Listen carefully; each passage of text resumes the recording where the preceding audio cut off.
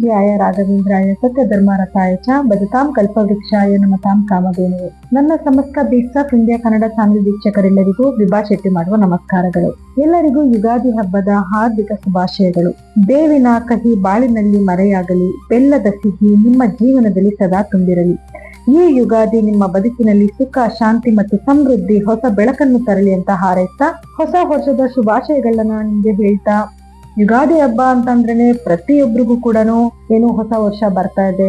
So ಹೊಸ ವರ್ಷದಲ್ಲಿ ನಮ್ಮ ಜೀವನ ಹೇಗಿರ್ಬೋದು, ಈ ವರ್ಷದಲ್ಲಿ ನಮ್ಮ ಗ್ರಹಗತಿಗಳ ಮೇಲೆ, ನಮ್ಮ ರಾಶಿಗಳ ಮೇಲೆ ಏನೆಲ್ಲ ಪ್ರಭಾವ ಬೀರ್ತಾ ಇದೆ ಅನ್ನೋದನ್ನ ಎಲ್ಲರಿಗೂ ಕೂಡ ಕಾತರ ಇರುತ್ತೆ. ಸೊ ಹಾಗಾಗಿ ಇವತ್ತಿನ ದಿವಸ ನಾನು ದ್ವಾದಶ ರಾಶಿಗಳು ಅಂದ್ರೆ ಮೇಷ ರಾಶಿಯಿಂದ ಹಿಡಿದು ಮೀನ ರಾಶಿವರೆಗೂ ಗ್ರಹಗತಿಗಳ ಮೇಲೆ ಏನೆಲ್ಲ ಫಲಾನುಫಲಗಳಿದೆ ಅನ್ನೋದನ್ನ ನೋಡ್ತಾ ಹೋಗೋಣ. ಇದು ಪರಾಭವ ನಾಮ ಸಂವತ್ಸರ. ಈ ಸಂವತ್ಸರದಲ್ಲಿ ಮಕರ ರಾಶಿಯವರ ಫಲಾನುಫಲಗಳು ಹೇಗಿದೆ ಅಂತ ನೋಡೋಣ ಬನ್ನಿ. ನೋಡಿ, ಮಕರ ರಾಶಿಯವರಿಗೆ ಈ ವರ್ಷದಲ್ಲಿ ಗುರುವಿನ ಒಂದು ಸ್ಥಾನಮಾನ ಅಂತ ನೋಡಿದ್ರೆ, ಗುರು ಪ್ರಮುಖವಾಗಿ 2 ಬದಲಾವಣೆಗಳನ್ನ ಮಾಡ್ತಾನೆ. ಮಾರ್ಚ್ ನಲ್ಲಿ ಮಿಥುನ ರಾಶಿನಲ್ಲಿ ನೇರ ಸಂಚಲನದಲ್ಲಿದ್ರೆ, ಜೂನ್ ನಲ್ಲಿ ಕರ್ಕಾಟಕ ರಾಶಿನಲ್ಲಿ ಉಚ್ಚ ಸ್ಥಾನದಲ್ಲಿ ಇರ್ತಾನೆ. ತದನಂತರ ನವೆಂಬರ್ ನಲ್ಲಿ ಸಿಂಹ ರಾಶಿಗೆ ತನ್ನ ಪ್ರವೇಶನ ಬೆಳೆಸ್ತಾನೆ. ಸೊ ಇದರಿಂದ ಮಕರ ರಾಶಿಯವರು ಎಂತಹ ಫಲಗಳನ್ನ ನೋಡ್ಬೋದು ಅಂದ್ರೆ, ಈಗಾಗಲೇ ಗುರು 6ನೇ ಮನೆಯಲ್ಲಿ ಸಂಚಾರ ಮಾಡ್ತಾ ಇರೋದ್ರಿಂದ ಯಾರೆಲ್ಲ ಉದ್ಯೋಗಸ್ಥರಿರ್ತೀರಾ ಅವರೆಲ್ಲರಿಗೂ ಕೂಡ ಅತ್ಯುತ್ತಮವಾದ ಒಂದು ಫಲಗಳನ್ನ ನೋಡ್ಬೋದು. ಆದ್ರೆ ತುಂಬಾ ಶ್ರಮನೂ ಕೂಡ ಪಡ್ಬೇಕಾಗತ್ತೆ. ನೀವು ಎಷ್ಟು ಎಫರ್ಟ್ ಹಾಕಿ ವರ್ಕ್ ಮಾಡ್ತೀರೋ ಅಂತ ಒಳ್ಳೆ ಫಲಗಳನ್ನ ಖಂಡಿತವಾಗ್ಲೂ ನೀವು ನೋಡಬಹುದು. ನಿಮ್ಗೆ ಗುರುವಿನ ಸ್ಥಾನದಿಂದ ಜಾಬ್ ಯಾರೆಲ್ಲ ವರ್ಕ್ ಮಾಡ್ತಾ ಇದ್ದೀರಾ ಅವ್ರಿಗೆ ಖಂಡಿತವಾಗ್ಲೂ ಪ್ರಮೋಷನ್ಸ್ ಆಗುವಂಥದ್ದು ಅಥವಾ ಕೆಲಸದಲ್ಲಿ ಗೌರವ ಸಿಗುವಂಥದ್ದು ಈ ಎಲ್ಲಾನು ಕೂಡ ನಡೀತಾ ಇರುತ್ತೆ.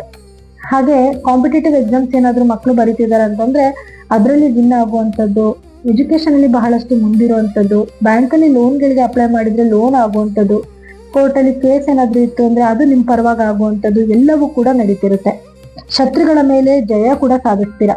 ಇನ್ನ ಗುರು ನಿಮ್ಮ 7ನೇ ಸ್ಥಾನಕ್ಕೆ ಬಂದ ನಂತರ ನಿಮ್ಗೆ ಇನ್ನು ಗುರುಬಲ ಬರುತ್ತೆ. ಸೊ ಅದರಿಂದ ಏನಾದ್ರು ಮನೆಯಲ್ಲಿ ಒಳ್ಳೆ ಕೆಲಸಗಳನ್ನ ನಡೆಯುವಂಥದ್ದು ಅಂದ್ರೆ ಶುಭ ಕಾರ್ಯಗಳು ನಡೆಯುವಂಥದ್ದು, ಮದುವೆ ಆಗಿರ್ಬಹುದು, ಗೃಹ ಪ್ರವೇಶ ಆಗಿರ್ಬೋದು, ನಾಮಕರಣ ಆಗಿರ್ಬೋದು, ಈ ರೀತಿಯಾದ ಶುಭ ಕಾರ್ಯಗಳನ್ನ ಮಾಡ್ತೀರಾ. ಅದ್ರಲ್ಲೂ ಕಂಕಣ ಬಲ ಕೂಡ್ ಬರುತ್ತೆ. ಈ ಸಮಯದಲ್ಲಿ ಯಾರಾದ್ರೂ ತುಂಬಾ ದಿವಸಗಳಿಂದ ಮದುವೆ ಹುಡುಕಾಡ್ತಲಿದ್ರೆ ಅವರೆಲ್ಲರಿಗೂ ಕೂಡ ಶುಭ ಸುದ್ದಿ ಆಗತ್ತೆ. ಗಂಡು ಹೆಣ್ಣು ಹುಡ್ಕುವಂಥದ್ದು, ಮನೇಲಿ ಒಳ್ಳೊಳ್ಳೆ ಶುಭ ಕಾರ್ಯಗಳನ್ನ ಮಾಡುವಂಥದ್ದು ಇದೆಲ್ಲದಕ್ಕೂ ಕೂಡ ಉತ್ತಮವಾದ ಒಂದು ಸಮಯ ಆಗಿರುತ್ತೆ. ಆ ಸಮಯದಲ್ಲಿ ಗಂಡ ಹೆಂಡತಿ ಮಧ್ಯದಲ್ಲಿ ಇದ್ದಂತಹ ಭಿನ್ನಾಭಿಪ್ರಾಯಗಳು ದೂರ ಆಗಿ ಒಂದು ಒಳ್ಳೆ ಬಾಂಡೇಜ್ ಕೂಡ ಚೆನ್ನಾಗಾಗತ್ತೆ. ಯಾಕೆ ಅಂತಂದ್ರೆ ಗುರುವಿನ ದೃಷ್ಟಿನೂ ಕೂಡ ನಿಮ್ಮ ಒಂದು 5ನೇ ಮನೆ ಮೇಲೆ ಬೀಳೋದಾಗಿರ್ಬೋದು ಅಥವಾ 11ನೇ ಮನೆ ಮೇಲೆ ಬೀಳೋದಾಗಿರ್ಬೋದು, ಈ ಲಾಭ ಸ್ಥಾನಕ್ಕೆ ಬೀಳೋದ್ರಿಂದ ಏನಾಗುತ್ತೆ, ಅನುಕೂಲಗಳು ತುಂಬಾ ಚೆನ್ನಾಗಾಗತ್ತೆ. ಗುರುವಿನ ಬದಲಾವಣೆ ನಂತರ ಗುರು ದೃಷ್ಟಿ ನಿಮ್ಮ ಒಂದು ಲಗ್ನದ ಮೇಲೆ ಬೀಳುತ್ತೆ, ಲಾಭ ಸ್ಥಾನದ ಮೇಲೆ ಬೀಳುತ್ತೆ, ಸೊ ನಿಮ್ಮ 3ನೇ ಮನೆ ಮೇಲೆ ಬೀಳುತ್ತೆ. ಇದರಿಂದನೂ ಕೂಡ ನೀವು ಒಳ್ಳೆ ಫಲಗಳನ್ನ ಖಂಡಿತವಾಗ್ಲೂ ನೋಡಬಹುದು. ಈಗಾಗಲೇ ಗುರುವಿನ ದೃಷ್ಟಿ ನಿಮ್ಮ 12ನೇ ಮನೆ ಮೇಲೆ ಬಿದ್ದಿರೋದ್ರಿಂದ ನೀವೇನಾದ್ರೂ ಔಟ್ ಆಫ್ ಕಂಟ್ರೀಸ್ ಹೋಗ್ಬೇಕು ಅಂತ ಏನಾದ್ರೂ ನಿಮ್ಮ ಮನಸ್ಸಲ್ಲಿ ಇತ್ತು ಅಂತಂದ್ರೆ ಅದಕ್ಕೆ ಒಳ್ಳೆ ಅವಕಾಶಗಳು ಸಿಕ್ಕುತ್ತೆ. ಅಥವಾ ಹೊರದೇಶದ ಕಂಪನಿಗಳಲ್ಲಿ ಕೆಲಸ ಮಾಡೋದಾಗಿರ್ಬೋದು, ಅಥವಾ ವಿದ್ಯಾರ್ಥಿಗಳು ಓದಿನ ಸಲುವಾಗಿ ಹೋಗ್ಬೇಕು ಅಂದ್ರೂ ಕೂಡ ಅದೆಲ್ಲದಕ್ಕೂ ಕೂಡ ಒಳ್ಳೆ ಅವಕಾಶಗಳು ಸಿಕ್ಕುತ್ತೆ. ಇನ್ನ ಗುರು ನಿಮ್ಮ 8ನೇ ಸ್ಥಾನಕ್ಕೆ ಬಂದ ನಂತರ ಆರೋಗ್ಯದಲ್ಲಿ ಸ್ವಲ್ಪ ಏರುಪೇರುಗಳನ್ನ ನೀವು ನೋಡ್ಬೇಕಾಗಿ ಬರುತ್ತೆ. ಆದ್ರೂ ಕೂಡ ಗುರು ಮತ್ತು ಕೇತುವಿನ ಒಂದು ಸಂಯೋಗ ಆಗೋದ್ರಿಂದ ಒಂದು ಉತ್ತಮವಾದ ಫಲನೇ ಖಂಡಿತವಾಗ್ಲೂ ನೀವು ನೋಡ್ತೀರಾ. ಇನ್ನು ರಾಹು ಕೇತುವಿನ ಸ್ಥಾನಮಾನ ಅಂತ ನೋಡಿದಾಗ, ರಾಹು ನಿಮ್ಮ 2ನೇ ಮನೆಯಲ್ಲಿ ಹಾಗೂ ಕೇತು 8ನೇ ಮನೆಯಲ್ಲಿ ಇರೋದ್ರಿಂದ ನೋಡಿ, ನೀವು ಮಾತಿನ ಮೇಲೆ ಸ್ವಲ್ಪ ಗಮನ ಇರ್ಬೇಕಾಗತ್ತೆ. ನೀವು ಮಾತಿನಲ್ಲಿ ಸ್ವಲ್ಪ ರ್ಯಾಶ್ ಆಗಿ ಮಾತಾಡುವಂಥದ್ದು, ನೀವೇನೋ ಮಾತಾಡಕ್ ಹೋಗಿ ಬೇರೆಯವ್ರಿಗೆ ಏನೋ ಅರ್ಥ ಆಗುವಂಥದ್ದು, ಅದರಿಂದ ನಿಮ್ ಮೇಲೆ ಕೆಲವೊಂದು ಆಪಾದನೆಗಳು ಬರುವಂತ ಸಾಧ್ಯತೆಗಳು ಇರುತ್ತೆ. ಮಾತಾಡ್ಬೇಕಾದ್ರೆ ಸ್ವಲ್ಪ ಕೇರ್ಫುಲ್ ಆಗಿದ್ರೆ ಒಳ್ಳೇದು. ಇನ್ನ ಕೇತುವಿನ ಸ್ಥಾನ ಅಂತಂದ್ರೆ 8ನೇ ಮನೇಲಿ ಕೇತು ಇರೋದ್ರಿಂದ ಮೂಳೆಗೆ ಸಂಬಂಧಪಟ್ಟಿರುವಂತ ಕೆಲವು ಸಮಸ್ಯೆಗಳು ಬರುವಂಥದ್ದು, ಅಥವಾ ಕಾಲಲ್ಲಿ ನೋವು ಬರುವಂಥದ್ದು, ಜೊತೆಗೆ ನಿಮ್ಗೆ ಡೆಂಟಲ್ ಪ್ರಾಬ್ಲಮ್ ಆಗಿರ್ಬೋದು, ಅಥವಾ ಥ್ರೋಟ್ ಇನ್ಫೆಕ್ಷನ್ ಆಗಿರ್ಬೋದು, ಈ ರೀತಿಯಾದ ಕೆಲವು ಸಮಸ್ಯೆಗಳನ್ನ ಎದುರಿಸಬೇಕಾಗಿ ಬರುತ್ತೆ. ಹಾಗೆ ಕೇತು ಮತ್ತು ರಾಹುವಿನ ಬದಲಾವಣೆಯ ನಂತರ ನಿಮ್ಗೆ ಲಗ್ನಕ್ಕೆ ರಾಹು ಬರ್ತಾನೆ, ಸಪ್ತಮಕ್ಕೆ ಕೇತು ಹೋದಾಗ ದಂಪತಿಗಳ ಮಧ್ಯದಲ್ಲಿ ಕೆಲವು ಭಿನ್ನಾಭಿಪ್ರಾಯಗಳು ಬರುವಂಥದ್ದು, ಆರೋಗ್ಯದಲ್ಲಿ ಸ್ವಲ್ಪ ಏರುಪೇರುಗಳಾಗುವಂಥದ್ದು, ಅದರಲ್ಲೂ ಮುಖ್ಯವಾಗಿ ರಕ್ತಕ್ಕೆ ಸಂಬಂಧಪಟ್ಟಿರುವಂಥದ್ದು ಅಥವಾ ಹೊಟ್ಟೆಗೆ ಸಂಬಂಧಪಟ್ಟಿರುವಂತ ಕೆಲವು ಸಮಸ್ಯೆಗಳನ್ನ ನೀವು ಎದುರಿಸಬೇಕಾಗತ್ತೆ. ಮತ್ತೆ ಚರ್ಮದ ವ್ಯಾಧಿನೂ ಕೂಡ ಅನುಭವಿಸ್ಬೇಕಾಗತ್ತೆ. ಆದ್ರೆ ಒಳ್ಳೇದೇನಾಗ್ತಾ ಇದೆ ಅಂತ ನೋಡಕ್ ಹೋದ್ರೆ, ರಾಹು ಒಳ್ಳೊಳ್ಳೆ ಆಪರ್ಚುನಿಟೀಸ್ ತಗೊಂಬಂದ್ ಕೊಡ್ತಾನೆ, ಒಳ್ಳೆ ಕೆಲಸಗಳನ್ನ ಮಾಡಿಸ್ತಾನೆ.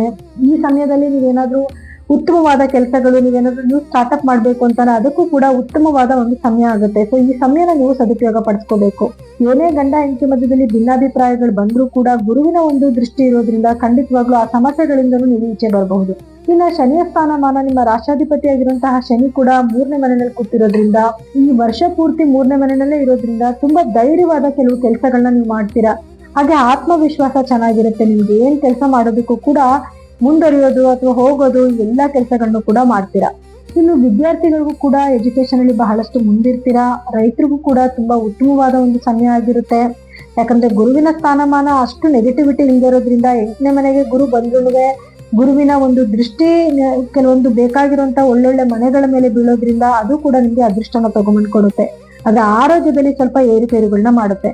ಇನ್ನು ಪರಿಹಾರವಾಗಿ ಏನ್ ಮಾಡ್ಕೋಬೇಕು ಅಂತ ನೋಡಿದಾಗ ನೋಡಿ, ನೀವು ಪ್ರತಿ ಶನಿವಾರದ ದಿವಸ ಸೂರ್ಯಾಸ್ತದ ನಂತರ ನಿಮ್ಮ ಕೈ ಸಾಧ್ಯ ಆದದ್ದು ಬಡವರಿಗೆ ಸ್ವಲ್ಪ ದಾನ ಧರ್ಮ ಮಾಡುವಂಥದ್ದು, ಮತ್ತೆ ನಿಮ್ ಕೈ ಕೆಳಗಡೆ ಯಾರೆಲ್ಲ ಕೆಲಸ ಮಾಡ್ತಿದ್ದಾರೆ ಅವ್ರನ್ನ ಪ್ರೀತಿ ವಿಶ್ವಾಸದಿಂದ ಕಾಣುವಂಥದ್ದು. ಹಾಗೆ ಪ್ರತಿದಿನ ದುರ್ಗಾ ಸಪ್ತಶತಿ ಅಥವಾ ಲಲಿತ ಸಹಸ್ರನಾಮ ಕೇಳೋದ್ರಿಂದನೂ ಕೂಡ ನೀವು ಅನ್ಕೊಳ್ಳೋ ಎಲ್ಲಾ ಕೆಲಸದಲ್ಲೂ ಕೂಡ ಸಕ್ಸಸ್ ಸಿಗುತ್ತೆ. ಇದಾಗಿತ್ತು ಪರಾಭವ ನಾಮ ಸಂವತ್ಸರದ 12 ರಾಶಿಗಳ ಫಲಾನುಫಲಗಳು.